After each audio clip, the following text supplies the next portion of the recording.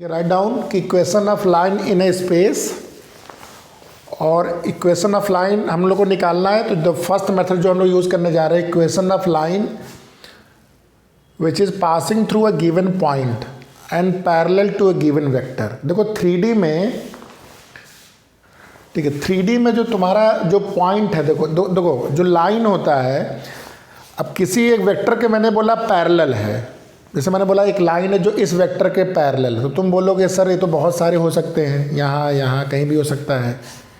मैं बोल दिया कि ये पैरेलल भी है और किसी एक पर्टिकुलर इस पॉइंट से पास कर रहा है। अब ये यूनिकनेस आ गई, समझ में आया चीज़। कोई भी लाइन 3D में मैं बोला इस वेक्टर के पैरेलल है, तो 3D में एक फिगर बना लो आप, इसको ध्यान से समझिएगा कि एक पॉइंट नहीं तो फिर नहीं समझ पाएंगे, इसलिए बोल रहा हूँ बार बार। ये 3D आपका फिगर है, मान लो 3D बस ऐसे मैंने बना दिया, ठीक है, कोई 3D से कुछ समझ में नहीं आने वाला है। तो मान लो एक वेक्टर B ऐसे करके है, वेक्टर B है, तो एक मेरा लाइन जो है, जो लाइन है that is parallel to a given vector, मतलब B वेक्टर के पैरेलल है। लेकिन एक वेक्टर B के बहुत सारे वेक्टर पैरेलल हो सकते हैं, तो कैसे बोलोगे? तो तुम क्या बोलोगे, एक लाइन, एक पॉइंट फिक्स कर दिया। तो equation of line passing through a given point, एक पॉइंट से पास कर, मान लो मैंने बोला कि इस पॉइंट से पास कर रहा है, एक पर्टिकुलर पॉइंट से, तो इसको 3D में तुम विजुलाइज कर सकते हो कि ऑब्वियसली केवल एक ऐसी लाइन होगी जो B के पैरेलल होगी और जो इस पर्टिकुलर पॉइंट से पास करेगी, इसका नाम A दे दो। ये समझ में आ गया सबको? ठीक है, तो ये जो पॉइंट है ना, इस पॉइंट को मैं बोल देता हूँ A वेक्टर। ये आपका जो A वेक्टर है, इसका नाम OA लिख देता हूँ। जो OA वेक्टर है, दिस इज योर बेसिकली क्या है, ये आपका पोजीशन वेक्टर है, हाँ या ना? पोजीशन वेक्टर हुआ ना ये। तो इसको चाहो तो कंपोनेंट फॉर्म में तुम अभी समझने के लिए ऐसे समझो, x1 i cap, y1 j cap, z1 k cap.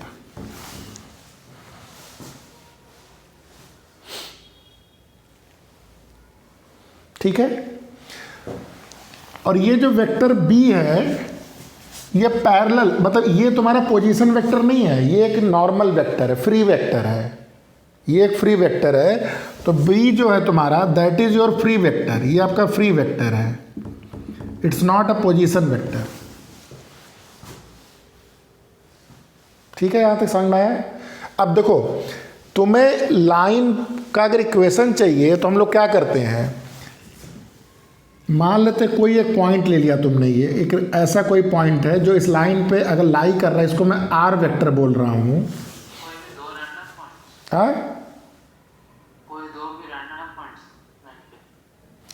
Random point नहीं, मैं एक पॉइंट से पास कर रहा है इसके पैरेलल, ये मैंने लाइन बना दिया, समझ में आ गया। अब इस लाइन पे एक पॉइंट है जिसका वेक्टर R है। देखो लाइन क्या होती है, line is nothing but sequence of points infinite point का कलेक्शन है। तो ये इनफाइनाइट पॉइंट कोई एक पॉइंट नहीं है, ये कौन सा पॉइंट होता है, ये वेरिएबल पॉइंट होता है। जैसे 2D में हम लोग बोलते हैं y इक्वल टू x, क्या मतलब हुआ इसका मतलब ये तुम्हारा x वेरी कर रहा है और y वैसे वैसे वेरी करता चल रहा है। मतलब क्या हुआ कि इसमें ऐसे इनफाइनाइट पॉइंट होंगे जो तुम्हारा इस कंडीशन को फुलफिल कर रहे हैं, उसी को हम लोग क्या बोलते हैं, एक पॉइंट को x, y बोलते हैं, जो कि इस रिलेशन से आपस में रिलेटेड हैं। ये मतलब होता है। तो सिमिलरली ये कोई भी एक रैंडम पॉइंट, उसको मैंने R बोल दिया, तो R क्या है, R is basically your variable, जो कि बदल सकता है। ठीक है, तो ये जो आपका R वेक्टर है, देखो यहाँ पे अगर तुम ट्रायंगल लगाओगे, इसका नाम दे दो P दे दो, तो देखो AP जो वेक्टर होगा, AP वेक्टर जो होगा, इसको मैं लैम्डा टाइम्स ऑफ B बोल सकता हूँ। भाई B वेक्टर के पैरेलल कोई वेक्टर तुम्हारा क्या होगा, लैम्डा टाइम्स B होगा। तो यहां से अगर ट्रायंगल लगाओगे तुम, तो जो OA vector plus AP vector होगा, ये किसके बराबर होगा, ये OP वेक्टर के बराबर होगा। तो A vector plus lambda B vector is equal to R vector, यानी कि R वेक्टर क्या हो गया तुम्हारा, A प्लस ये वेक्टर फॉर्म में आपका लाइन का इक्वेशन हो गया। अब तुम लोग पूछ इसमें कन्फ्यूजन क्या होता है, सर ये लैम्डा क्या ले लिया आपने? भाई देखो, लैम्डा एक क्या है, लैम्डा एक पैरामीटर है। लैम्डा क्या है? एक पैरामीटर है। कैसा पैरामीटर है? लैम्डा की कोई एक फिक्स वैल्यू है? नो। अगर लैम्डा की वैल्यू फिक्स हो जाएगी तब तो ये पॉइंट फिक्स हो जाएगा। Lambda is a parameter which keep on changing, it can take any value, whatever you value think. जो भी वैल्यू लेते जाओगे अलग अलग वैल्यू के लिए पी की वैल्यू बदलती जाएगी, और पी की वैल्यू बदलती जाएगी तो will start getting infinite number of point, and that's how your line is formed. Clear हुआ?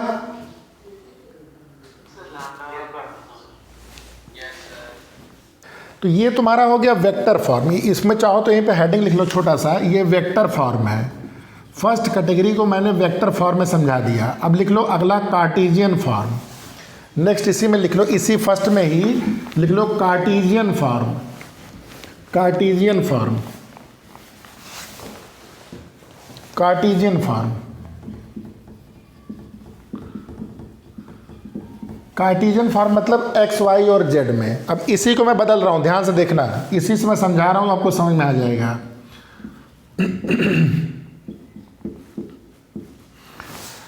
देखो ए वेक्टर मैंने अभी बताया था, इसको क्या लिख सकते हो तुम?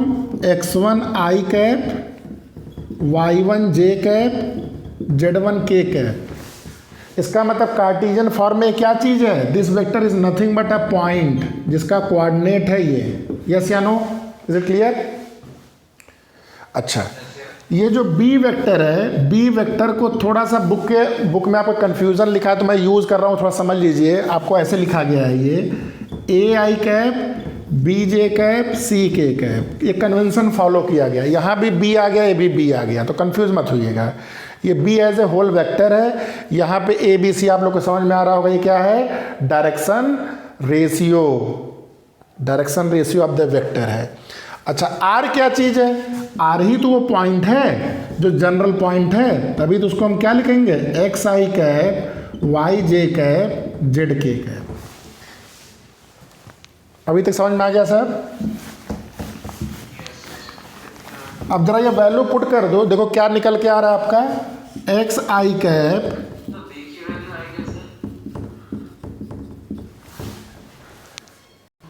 ठीक है। देखो ध्यान से, अब ये मैंने क्या कर दिया? आर की वैल्यू रख दिया x i cap, y j cap, Z cap. ए की वैल्यू क्या हो गई? x1 i cap, y1 j cap, z1 k cap, plus lambda A I cap, B J cap, सी के कैप। इधर आई का कोफिशिएंट क्या है? x है। इधर आई का कोफिशिएंट क्या है? x1 plus lambda A. Yes या नो? ऐसे तुम्हारा y का देखोगे तो y is equal to y1 plus lambda B, z is equal to z1 plus lambda सी।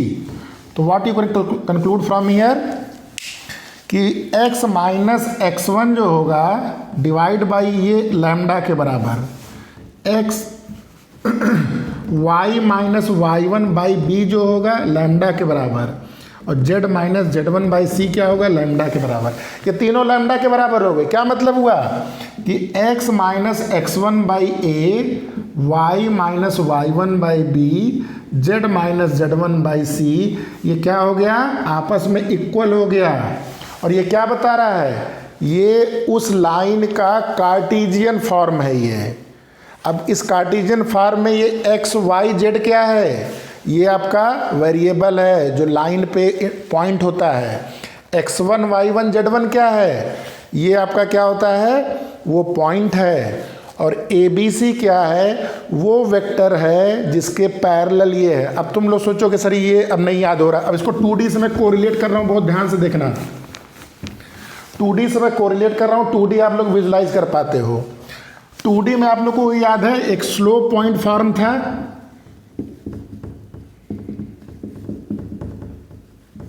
याद है कि नहीं? स्लोप पॉइंट फॉर्म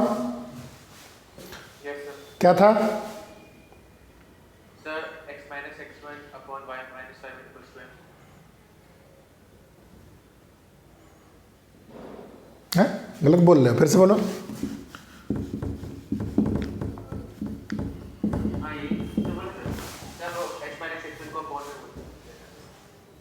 तुमने इधर बोल दिया था x minus x one upon y minus y one equal to m बोले थे, पता ठीक है जो भी बोले थे, ये ठीक था, ये सही है। देखो इसमें क्या क्या पता है आपको, स्लोप पता है। स्लोप क्या चीज़ होती है 2D में, स्लोप तो यही होती है ना कि ये एंगल पता है थीटा, यानी कि स्लोप पता होने का मतलब आपको अल्फा पता है, और 2D में अल्फा पता है तो आपको ऑब्वियसली बीटा पता है। इसका मतलब आपको L पता है, आपको M पता है, इसका मतलब आपको A पता है, आपको B पता है, यस या नो। अब ध्यान से देखो, y माइनस वाई वन इसको tan थीटा बोलते हैं हम लोग, tan theta x minus x one, y minus y one equal to इसको बोलते हैं cos थीटा, और नीचे होता है sin थीटा। नहीं उल्टा हो गया ना, हाँ sin theta upon cos theta. y minus y one equal to sine theta को लिख सकते हैं cos 90 माइनस थीटा, और ये हो गया cos थीटा। इसको लिख लीजिएगा क्योंकि यही चीज़ बार बार मैं कोरिलेट कर रहा हूँ, आप लोग को थोड़ा भी कन्फ्यूजन होगा समझ। इसी 90 माइनस अल्फा को हम लोग बीटा बोलते हैं, इसी को हम लोग cos बीटा बोलते हैं, और ये cos अल्फा होता है। समझ में आया तक? इसी cos बीटा को हम लोग क्या बोलते हैं, इसी को L बोलते हैं, और इसको नहीं, इसको M बोलते हैं, इसको L बोलते हैं। तो ये क्या क्या चीज,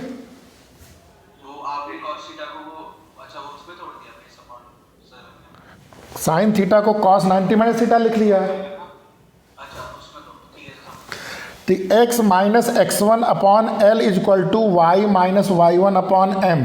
यही एल एम तुम्हारा क्या होता है, डायरेक्शन कोसाइन भी लिख सकते हो, डायरेक्शन रेशियो भी लिख सकते हो। तो ये 2D आ गया, देखो उसी चीज़ को मैंने 2D में बता दिया है। तो यही 2D तुम्हारा 3D में चला जाता है ये। तो ये एक्स वाई तुम लोग कई बार कंफ्यूज होते, सर एक्स वाई क्या है? एक्स वाई वही चीज़ है भाई जो यहाँ पे एक्स वाई है। ये ए बी क्या है? ए बी वही चीज़ है जो यहाँ पे एम है।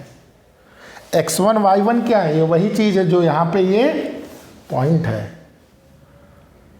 तो आपको पूछा कि कभी पॉइंट क्या है ना, तो आप जानते हो, हमेशा ध्यान दो, यहाँ पे बहुत एक इम्पॉर्टेंट चीज़ है इस इक्वेशन में, हमेशा इसी फॉर्म में होना चाहिए। मतलब x का कोफिशिएंट 1 होना चाहिए, y का कोफिशिएंट 1 होना चाहिए, z का कोफिशिएंट 1 होना चाहिए, x के आगे प्लस होना चाहिए, y के आगे प्लस होना चाहिए, z के आगे प्लस होना चाहिए। अगर ये वैल्यू कुछ चेंज हो रही है तो आपको इसको एडजस्ट करके मैथमेटिकली ये प्लस प्लस प्लस 1 1 1 बनाना होता है।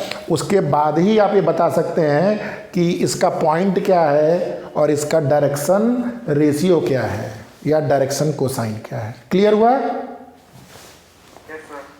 Equation of line passing through two given points,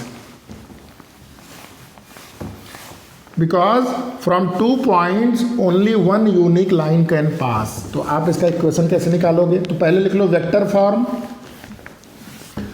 equation of line passing through 2 given point. Second, equation of line passing through 2 given point.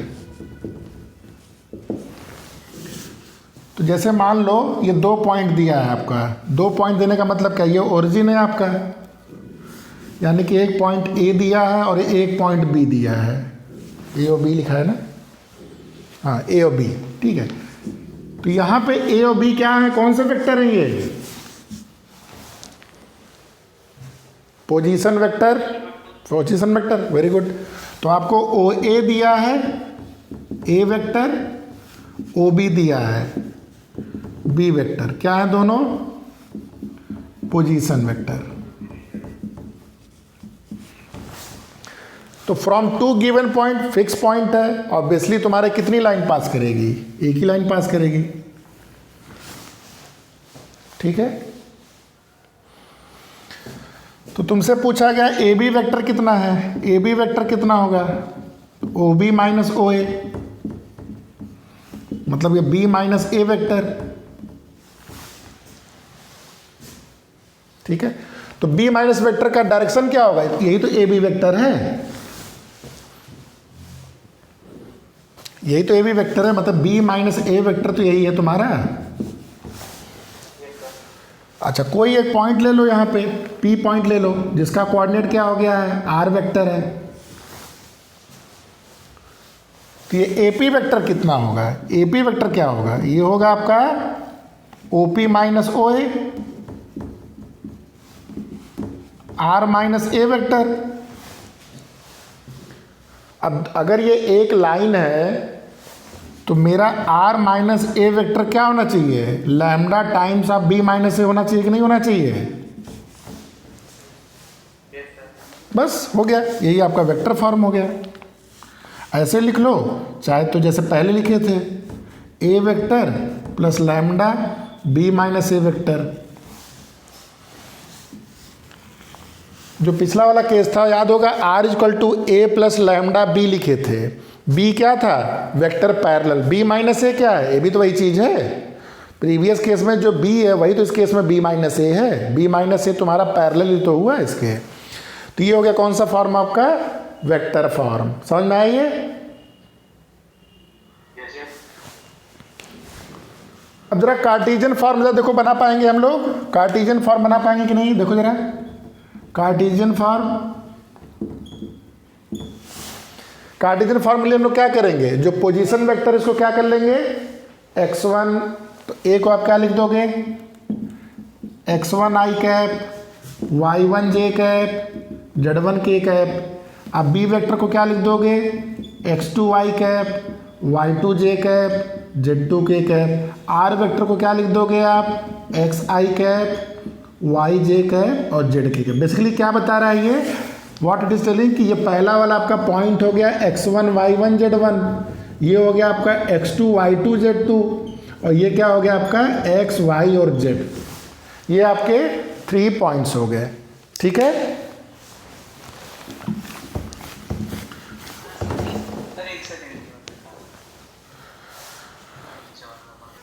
ठीक है, जरा वैल्यू रख दो तो क्या आ जाएगा ये, इस वाले इक्वेशन में वैल्यू रख रहा हूं मैं, x i cap, y j cap, z k cap, minus x1 i cap, y1 j cap, z1 k cap, equal to lambda times of x2 i cap, y2 j cap, z2 k cap, minus x1 i cap, y1 j cap, z1 k cap. जरा आई और जे और के का जरा coefficient compare कर लो, कुछ आपको तो कोई इन्फॉर्मेशन मिलेगी। x माइनस x1 किसके बराबर हो गया, लैम्डा x2 माइनस x1 के बराबर हो गया। ठीक है, ऐसे ही आपका y माइनस y1 किसके बराबर हो गया, lambda times of y2 minus y1 के बराबर हो गया। z माइनस z1 क्या हो गया, lambda times of z2 minus z1 के इक्वल हो गया। ठीक है, तो समराइज कर दो, क्या हो जाएगा ये देखो, पहले वाले से x minus x1 by x2 minus x1, ये हो गया lambda, y minus y1 upon y2 minus y1 हो गया, ये आपका लैम्डा, और z minus z1 upon z2 minus z1 हो गया, ये आपका लैम्डा। तीनों आपके आपस में इक्वल हो गए, x minus x1 upon x2 minus x1, y minus y1 upon y2 minus y1, z minus z1 upon z2 minus z1। ये आपका बन गया equation of line in 3D। 2D में 2 पॉइंट फॉर्म क्या था हमारा, y minus y1, y2 minus y1 upon x2 minus x1, x minus x1, यही था ना। देखो सिंपल कितना बढ़िया बैठ गया, y minus y1 upon y2 minus y1, x minus x1 upon x2 minus x1। कितना सिंपल है, सीधा 2D से उठा के 3D कर देते, काम ही खत्म हो जाता है। फालतू इतना चक्कर था, चक्कर इसलिए बताना पड़ा ना क्योंकि कार्टेशियन फॉर्म आप लोग को समझ में आ जाएगा तुरंत, लेकिन वेक्टर वाला नहीं समझ में आता है। और एग्ज़ाम में कोई भी पूछ सकता है, वेक्टर में दे सकता है, कार्टेशियन में दे सकता है। हाँ, जब तुम क्वेश्चन लगाते हो तो किसी एक फॉर्म में तुम कंफर्टेबल हो जाओगे। देखना, कुछ लोग वेक्टर में हो जाएंगे, कुछ लोग कार्टेशियन में हो जाएंगे। तो you can use any method to solve the question, and क्योंकि लास्ट में बोलेगा कि फाइंड द, जो भी पूछेगा लाइन का इक्वेशन, तो आप किसी फॉर्म में बताइए। ये समझ में आ गया ना? ठीक।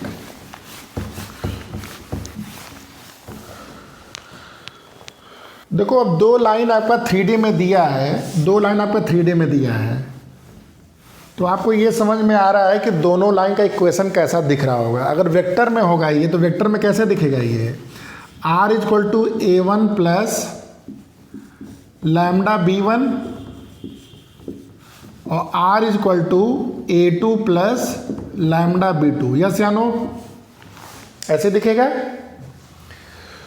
तो ये जो इस, जैसे ये मान लो लाइन नंबर 1 है, ये लाइन नंबर 2 है, ठीक है, ये मान लो लाइन नंबर 1 है, ये लाइन नंबर 2 है। तो लाइन 1 का मतलब क्या हुआ? ये आपका a1 इसमें कहीं एक पॉइंट होगा और ये पोजीशन वेक्टर b1 के पैरेलल, यानी कि b1 कहीं ऐसे होगा। सिमिलरली ये क्या होगा? r2 आपका जो दूसरा है L2, ये a2 इस पे कहीं पे होगा और ये जो लाइन है b2 के पैरेलल होगा। तो क्या हम ये नहीं बोल सकते क्या कि लाइन के बीच में जो एंगल होगा वो ये जो b1 वेक्टर और b2 वेक्टर है उनके बीच में भी वही एंगल होगा? हाँ या ना? Yes, sir. जो